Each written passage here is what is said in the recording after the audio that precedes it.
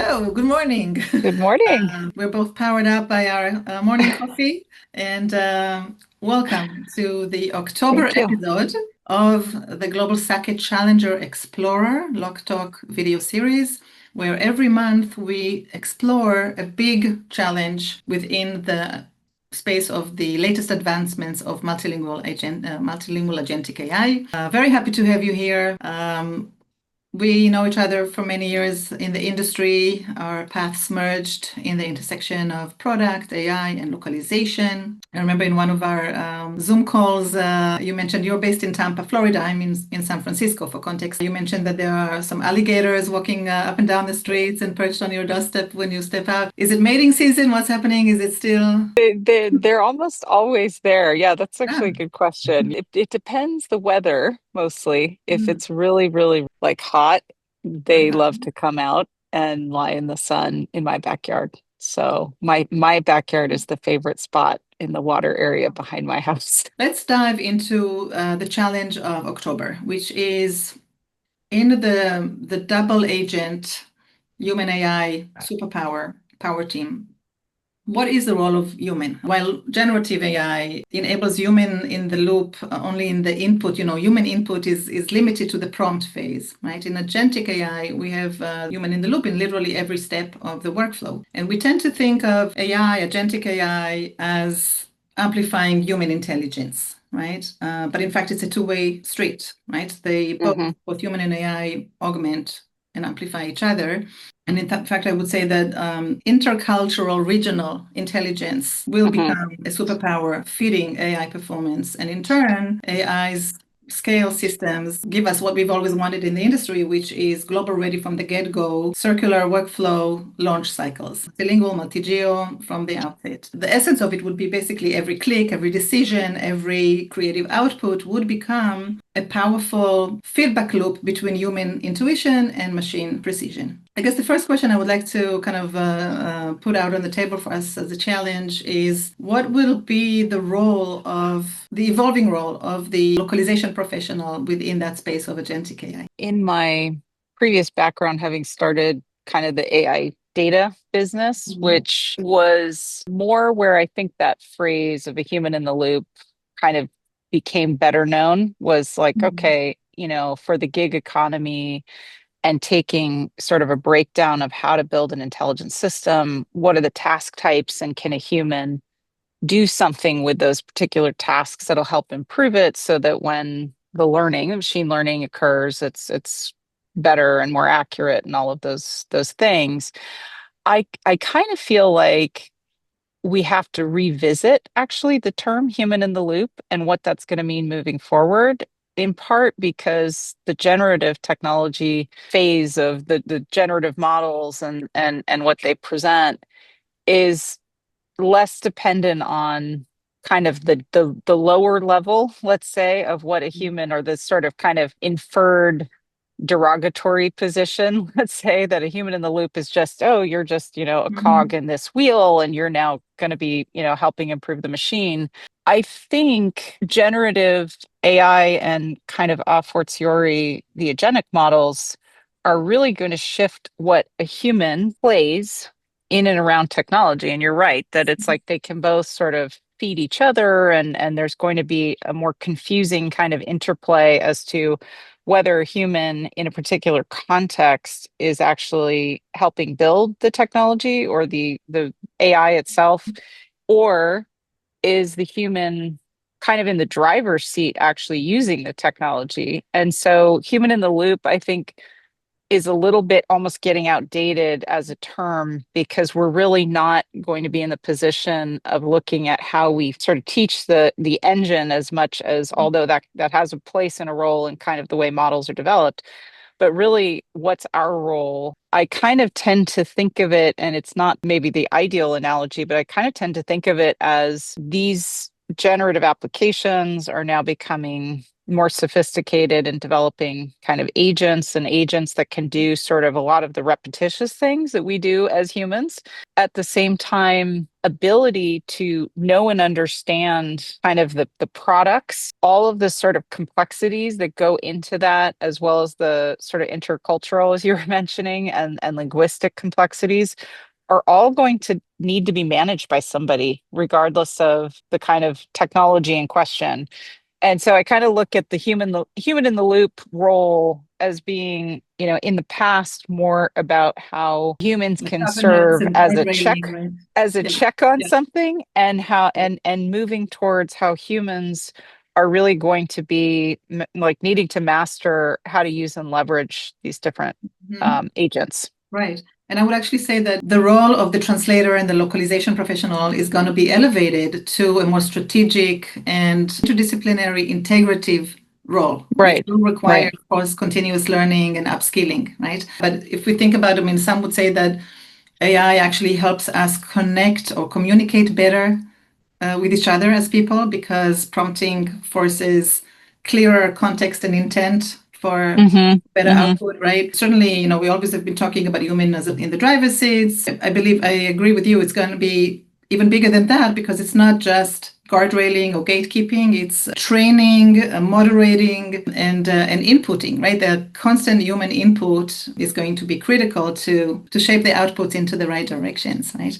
And it's simpler to do prompting when you're less sophisticated. It's harder when you become more sophisticated. So when, your agent that you're developing, or the kind of, output you're trying to accomplish gets more difficult, it actually requires more intelligence in all Mhm. of those areas on the part of the person who is in the driver's seat. Right. And I think a lot of translators and localization professionals are worried about, very experienced professionals as well as entry levels are kind of a little bit in the same spot because they're all learning right now with the new Yeah. technologies. But we would need to make a shift, and I think it's in a good way because the complaint in our industry has always been that localization is seen as a tail end, afterthought, production, language support, kind of limited language Right. support effort. Whereas really now we have the opportunity to expand the definition of localization into an upfront strategic lever for global growth. There is a very different skill set working interdisciplinary, right? Being able to communicate well and work effectively with other functional leads, right? And Right. think more about strategically about end goals, right? Of new markets. Right. So what does that look like? What do we need to pull in order to reach that?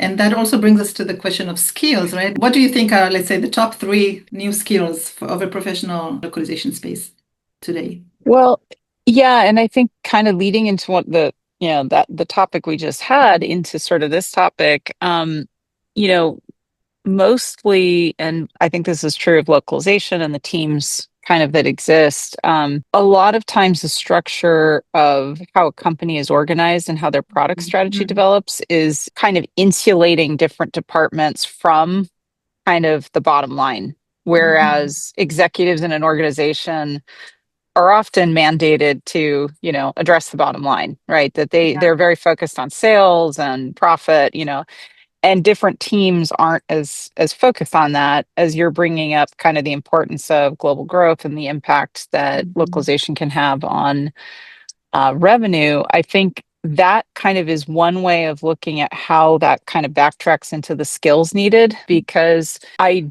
do think that the layers are going to be removed fairly rapidly, because a lot of the things that insulate a given department are going to change. And so the skills that you're going to want to have, or the skills that will be expected, particularly if you're well suited and you understand, cultures and languages and international dynamics and market, like having a very good general knowledge of many things is important, but also having kind of an understanding of that and developing skills Mhm. around, how different models perform in different Mhm. markets, so How that they all integrate and your work together. knowledge of, like, okay, I'm going to use Anthropic for this, or I want to Yeah. use, Gemini for that. And here are all the reasons. And I can also develop analytics around that, which I may have support from, the product and tools and things that I can use to leverage that.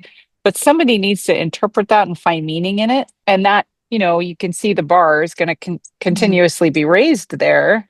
because that requires kind of having an understanding of sales Yeah.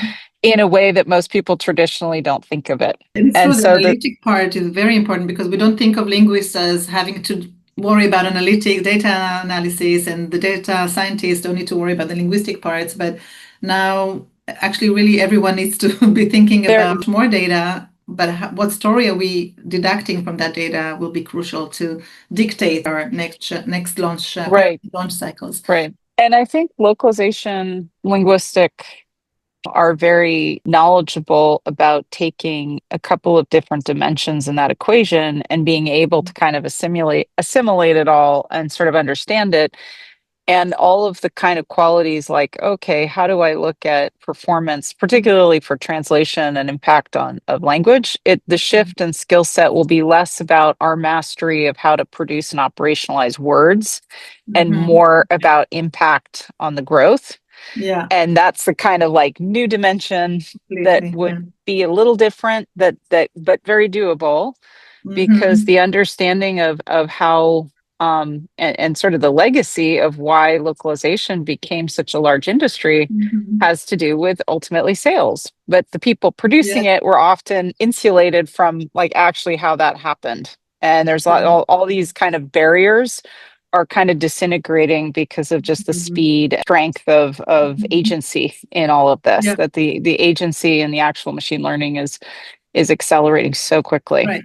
And that actually is a really nice transition to the second question I wanted to put on the table, which relates to the how do we define and measure success, right? The KPIs. But before there, in terms of skills, we tend to think of a lot of sort of soft skills, right, that would be required, like that adaptability. I think communication skills are going to be very, very important because we're going to have to be working with other cross-functional leads, as well as I would say even keeping the authentic voice, because I think maintaining authenticity with empathy toward how we design our products and how we craft our content and how we connect with our partners is going to be very, very critical. Right. Connect with our AI and human agent partners, right? So going back to or moving forward to the KPIs, to the metrics, it used to be obviously very expensive and difficult to launch multilingual, multi-geo from the get-go upfront, right? And which is why in the most part, companies did not do that, right? We saw for decades in our industry, English US first, non-English, non-US later. But now it is faster, cheaper, and easier to do. The quality would become better, we should assume. And so the metrics, the way I see it, it's a great opportunity because again, the localization metrics used to be very much tail-end production metrics of word-based related. But that's not relevant anymore. And in fact, we have now the opportunity to establish more end goal. We have the three kind of core success metrics that help us move the business forward. So you touched on that, but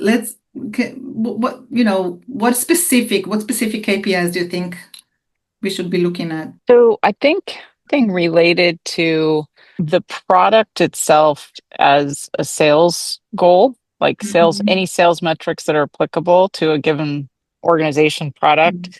I think that those are going to be merged somehow with anybody who's working on international markets and localization. And so the idea would be your product and service requires X number of touch points because you've got a social media marketing strategy or so, all of those things are going to actually dictate metrics that would be relevant to somebody in localization. So I think my impression is tangentially kind of connected these days. That barrier is going to be removed. And all of a sudden, whatever sales metrics exist in an organization around the product is going to kind of be connected very brutally how international development, global growth is developing. And because kind of competition is going to get more fierce in more ways, it's going to be less kind of dependent on sort of traditional channels, and that's probably going to evolve too into kind of more effective use of persuasion in a market rather than accuracy of language or something. And it will be kind of interesting but also challenging, because if your product is in 100 plus markets, that actually turns into a lot experience that needs to be developed in line with whatever metrics make sense for the product. So Yeah. constantly learning would be Yeah. like, And how fine tune. quickly are you learning, adapting every month to be able to do that is probably going to be a pressure and a new KPI in and of itself for Right. people to meet. And so Yeah. the final question, just to kind of wrap it up, what would you think would be the new evolving relationship, or what should it be between LSP and client side? I do believe that vendors now need to build integrated end-to-end technology for holistic, ongoing support of circular workflows for their global launch cycles for their clients. Client partnership. So it's going to have to be Right. more of a co-creation situation, right? So for that form a lifelong bonding with the Right. through neural connection that are based on mutual trust and shared purpose, right? And Mm-hmm. we, Mm-hmm. I don't know, this very much, I believe, would be kind of the future of LSP client relationship, a deeper bonding, and it has to be a very custom fit, right? A very Mm-hmm. kind of deeper fit, which probably is going to make LSPs want to consolidate more. But I'm curious to hear your thoughts on this. Yeah, I think there's always a dimension to sort of commercial agreements and arrangements between organizations that is very crucial and important to any business. That doesn't go away in the realm of language. It probably is going to accelerate and very probably in at least sort of trending in the direction that you've articulated, in the sense that humans will be playing a role and machines will be playing a role. And the more sort of sophisticated and complicated that becomes, the more kind of inherent experience and knowledge both partners actually will have with each other. And so the ability to work from sort of a client side with vendors who get it, who understand, but also have kind of the intelligence themselves to be able to know how to support and supply, and also kind of maybe shifting a little bit the dynamic where clients often would create an innovation or create a pressure that then the LSPs would respond to. We may see kind of more of a shift in sort of the power dynamic of that type of relationship. And Mhm. I don't know that that's happening like, right away, because I think we're going to go through this sort of transitional period of getting accustomed to working with models and getting accustomed and getting to know the personalities Mhm. of different models and the Right. way they're created and running, and then how we kind of react to that. So as being somebody on both ends of that equation, I can Yeah. see that it's like the inexplicable good fit part of doing commercial business with one another is a very critical component, I think, for Yeah. LSPs, and will continue to be. So there's a role there. But it will get more sophisticated. It'll probably end up being less about routine and Mhm. more about thought and idea Adaptability. generation. The time to market is going to be very important. Thank you so much. We wanted to keep it nice and short. Always a pleasure. We'll be chatting more and more offline, but always a pleasure Ab- to chat with you. Absolutely, Tully. You too. You Take too. care. See you later. Ciao. All right. Thanks. Bye Bye. bye. Ciao.